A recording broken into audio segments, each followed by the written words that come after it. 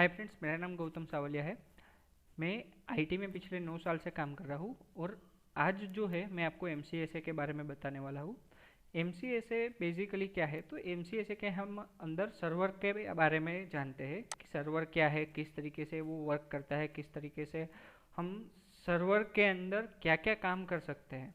तो बेसिकली ये जो आप अभी इंफ्रास्ट्रक्चर देख रहे हो, ये पूरा इंफ्रास्ट्रक्चर जो है वो अभी अनऑर्गेनाइज्ड जिसे हम बोल सकते हैं उस टाइप का पूरा इंफ्रास्ट्रक्चर है। फॉर एग्जांपल कि इस पीसी के अंदर मैं बात कर रहा हूँ, तो यहाँ पे अगर मुझे कुछ काम करना हो तो मुझे क्या करना पड़ेगा, एज एन आईटी पर्सन मुझे इस पीसी पे आना पड़ेगा।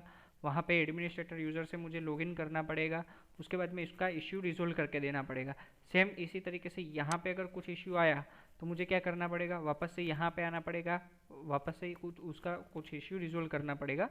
तो ये पूरा अनऑर्गेनाइजेशन है। प्लस अगर मान लो कि इस यूज़र को यहाँ पर अगर मुझे पूरा डेटा देना है या फिर इस यूज़र को यहाँ पे अगर मुझे लॉगिन देना है, तो वो ये पूरा वर्क ग्रुप सिनारियो है। इसके अंदर मैं वो नहीं कर पाऊँगा, वो मैं किसके अंदर कर पाऊँगा, ये हमारा सर्वर वाला जो सिनारियो है इसके अंदर।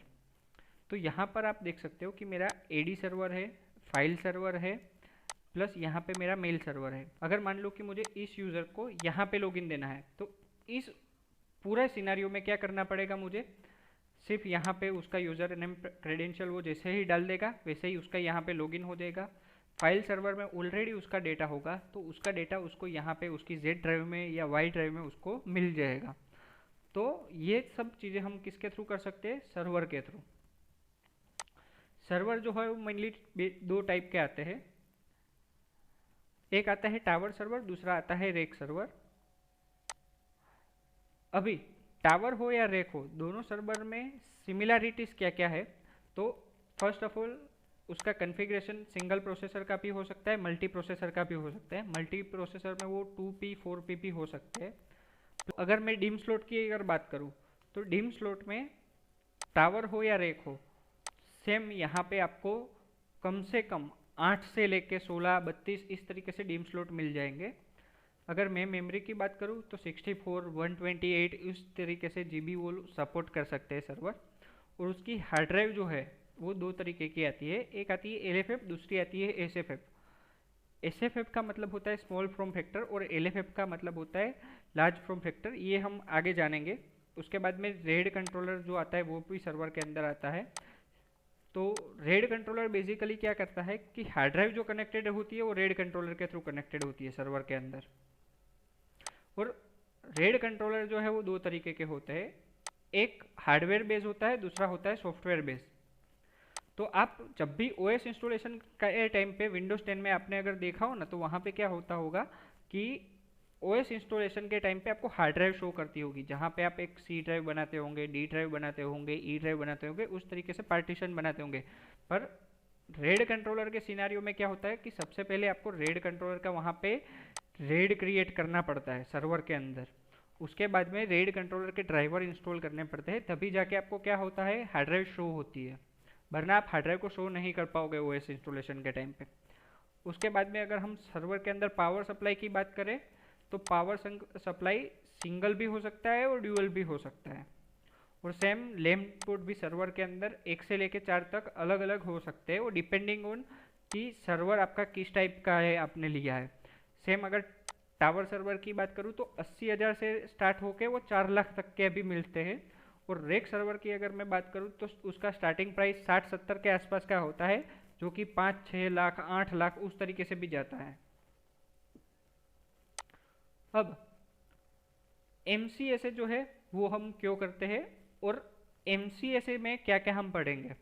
तो एमसीएसए हम इसके लिए करते हैं कि मान लो कि आप डेस्कटॉप सपोर्ट में जॉब करते हो, आपको आगे L1 इंजीनियर बनना है, L2 इंजीनियर बनना है, तो आपको स्टेप बाय स्टेप जाना पड़ेगा। और उसमें जो स्टेप है वो सबसे पहला स्टेप आता है एमसीएसए और सीसीएनए का।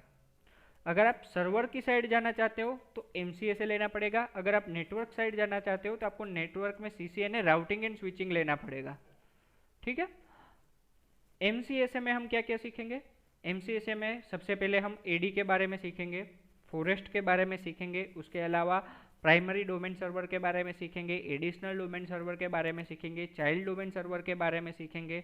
उसके अलावा यहाँ पे आप देख सकते हो ये WSUS सर्वर है, उसके बारे में हम जानेंगे। विंडोज़ डिप्लॉयमेंट सर्विसेज के बारे में जानेंगे कि किस तरीके से हम नेटवर्क के थ्रू ओएस इंस्टॉलेशन कर सकते हैं, तो वो आप सर्वर के थ्रू कर सकते हो। उसके बारे में रिमोट सर्वर जो आता है यहाँ पे, रिमोट एक्सेस, रिमोट डेस्कटॉप, उसके बारे में हम लोग जानेंगे। DHCP सर्वर के बारे में जानेंगे, DNS सर्वर के बारे में जानेंगे, AD के बारे में जानेंगे, एक्टिव डायरेक्टरी डोमेन सर्विसेज, जो जैसा मैंने पहले बताया था। तो ये सारी चीज़ें हम जानेंगे। प्लस हाइपर वी जो है, वो हाइपर वी में हम किस तरीके से ओएस इंस्टॉलेशन कर सकते हैं, किस तरीके से हाइपर वी का यूज़ हम सर्वर के अंदर भी कर सकते हैं और किस तरीके से हम क्लाइंट बेस भी कर सकते हैं, वो हम आगे जाके सीखेंगे। तो ये पूरा हाइपर वी का हाइपरवाइजर नाम का एक पूरा अलग आता है, जिसमें टाइप 1 हाइपरवाइजर होता है, टाइप 2 हाइपरवाइजर होता है। टाइप 1 हाइपरवाइजर में किस तरीके से ओएस इंस्टॉलेशन की जाती है वो पूरा टॉपिक आ जाएगा। टाइप 2 हाइपरवाइजर में किस तरीके से आप ओएस इंस्टॉलेशन कर सकते हो वो सब हम लोग जानेंगे। तो ये सब हम सर्वर के बारे में जानेंगे।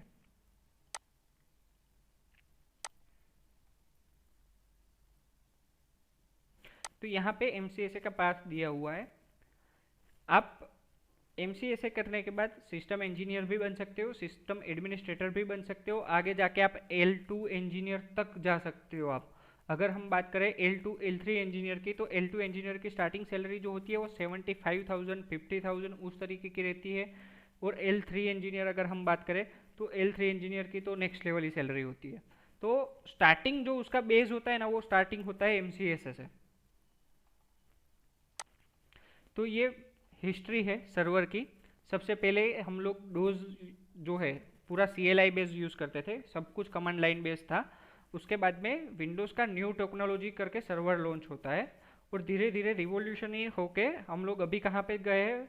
अभी हम ऑर्गेनाइजेशन में ज़्यादातर सर्वर 2016, सर्वर 2012 और सर्वर 2019 जो है वो यूज़ करते हैं। यहाँ पे आप देख सकते हो ग्राफिकली क्या क्या चेंज आया है। ये जो है विंडोज़ NT है, ये 2003 है, और ये आप देख रहे हो यहाँ पे 2012 का। देखो ग्राफिकल यूजर इंटरफेस कितना चेंज आ गया है पूरा। तो जैसे कि मैंने बताया, देखो करंटली ऑर्गेनाइजेशन में हम सर्वर में कौन कौन सी OS इंस्टॉलेशन कर सकते हैं। 2012 है, 16 है और 19 है। माइक्रोसॉफ्ट की मैं अगर बात करूँ तो। और करंटली क्या क्या यूज़ हो रही है, तो 2008 अभी भी कुछ ऑर्गेनाइजेशन यूज़ कर रही है और 2012 भी यूज़ कर रही है।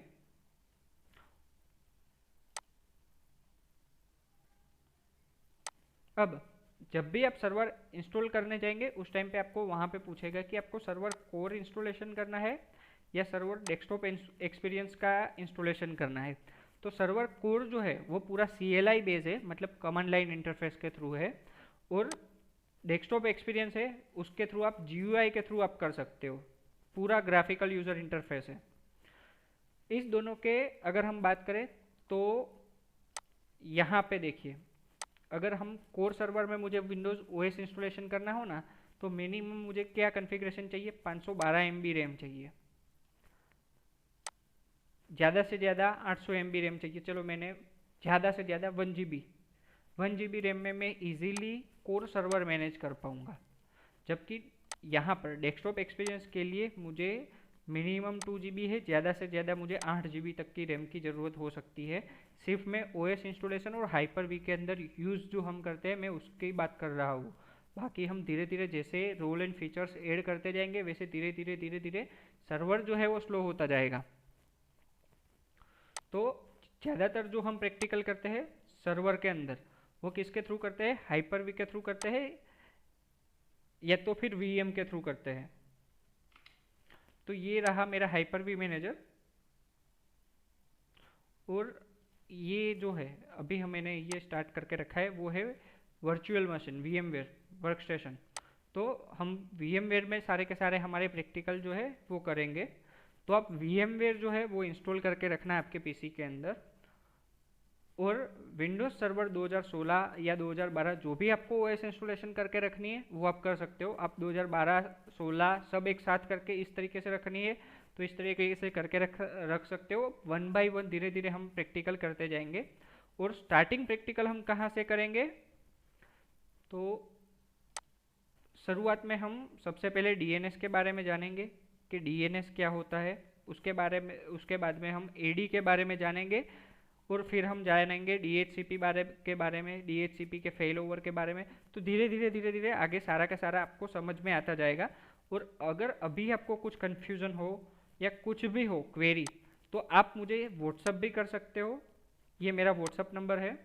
और आप मुझे मेल भी कर सकते हो, यहाँ पे मैंने मेरा मेल आईडी भी दिया हुआ है। तो बस आज के लिए हम इतना ही करते हैं।